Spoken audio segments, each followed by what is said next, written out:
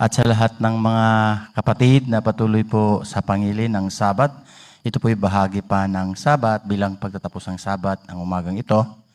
9:30 po matapos ang Sabat.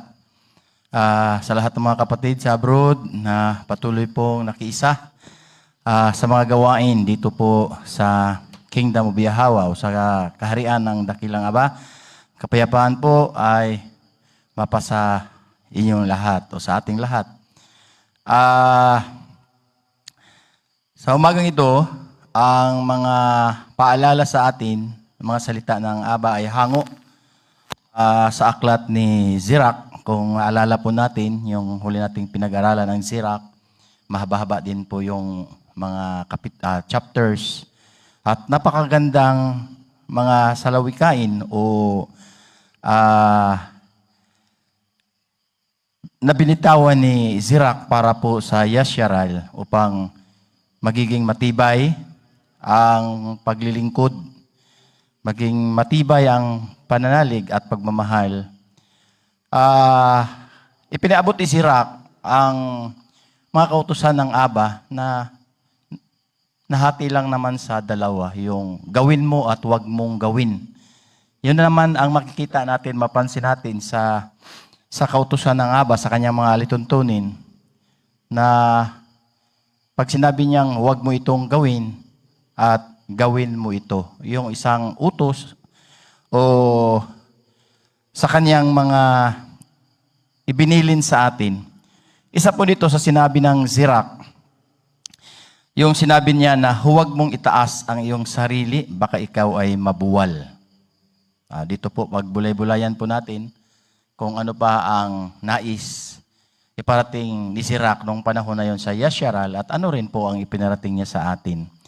Doon po sa chapter 1, 27 hanggang 30, ang sabi rito, ang paggalang kay Yahweh ay karunungan at pagtutuwid.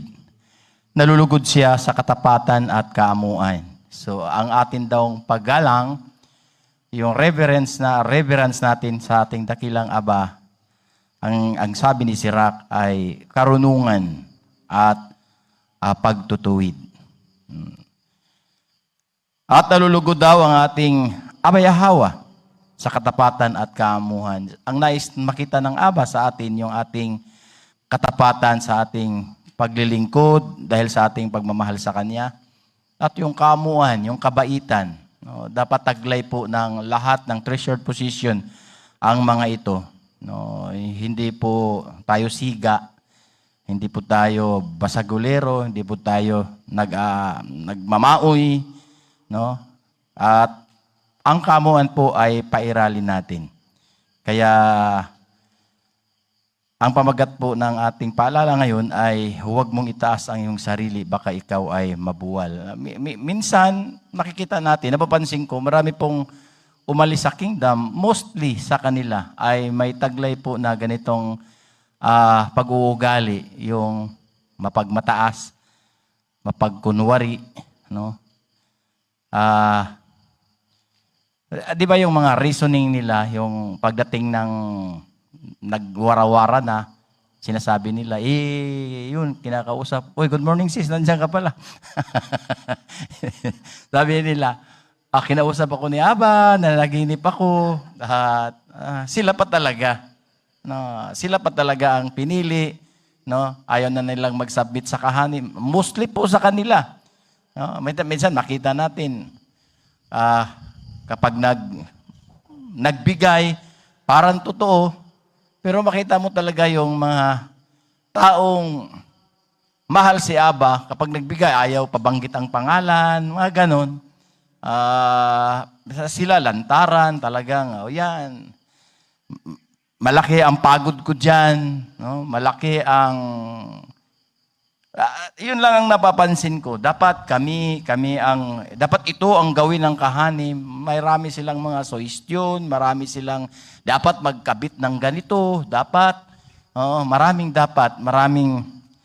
pansinin po natin kung itong mga karakter na ito o pag-uugali, makita natin. Kaya may bilin si Sirach, huwag mong itaas ang iyong sarili, baka ikaw ay mabuwal. Si Aba, yung design ng kanyang kingdom ay, si Aba po ang nag-ipon at pinangunahan po ito ng kahanim. No? Dapat huwag po nating, huwag nating kalimutan na kahanim po talaga ang inilagay ni Aba sa kanyang kaharian para pamunuan po ito. Ngayon, nakikita po natin ang ating mga ninuno, no, na bumagsak, maging failure sila dahil din po sa pagmamataas, no. Gusto namin ng hari, gusto namin ng ganito. Nasaan ba si Aba? Bakit ba ang tagal, no? Ang bagal naman ng ama, yung mga ganong katuwiran, no. Minsan dumating nga sa buhay ni Malakay, gano'n na rin halos no. Sabi ng mga tao, sabi ni Malakay, ganito sabi ng mga tao, bakit ang mga masama, lalong yumaman, lalong pinagpala, kami itong mga matuwid, lalong naghihirap, no? Dami silang reklamo. Bakit? Kasi nga, sa buhay nila, ay nagkaroon ng pagmamataas. Doon din naman, sa 28, chapter 20, sabi ito, huwag kang maging mapagkunwari sa harap ni Yahweh at mag-ingat sa iyong mga salita. No, bilang treasured position, i-evaluate natin ang ating sarili. Ano ba talaga? Bakit ka ba nandito? Ano ba ang dahilan? Bakit ka nandito?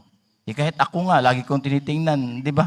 Pag binalikan ko 6 years ago, parang biglaan biro ka, nandoon ka sa isang organisasyon, tapos bigla kang nandito. Bakit nandito ako? Bakit ganito yung nilalakaran ko ngayon? Oh, bakit ako ang pinili mo, Aba? No? Marami namang iba dyan. Mga ganon, evaluate na, ano na kaya ako ngayon? Kumusta na ako? Kumusta na ang buhay ko na nasa kingdom na? No? Ano bang sabi ni Sirach pagdating dito? Huwag kang maging mapagkunwari sa harap ni Yahweh. Napakahalaga po na evaluate po natin. Baka kung nandito lang tayo para makilala, di ba? Nandito lang tayo para tingalain, purihin. Yan. Galing-galing talaga ni sis, ang galing talaga ni Kahan, ang galing talaga ni bro. Oh, yan ang gusto mong glory to me. You know? Glory to me. Lagi yun ang ating gusto, ganon, laging mapapansin tayo, maging sentro tayo.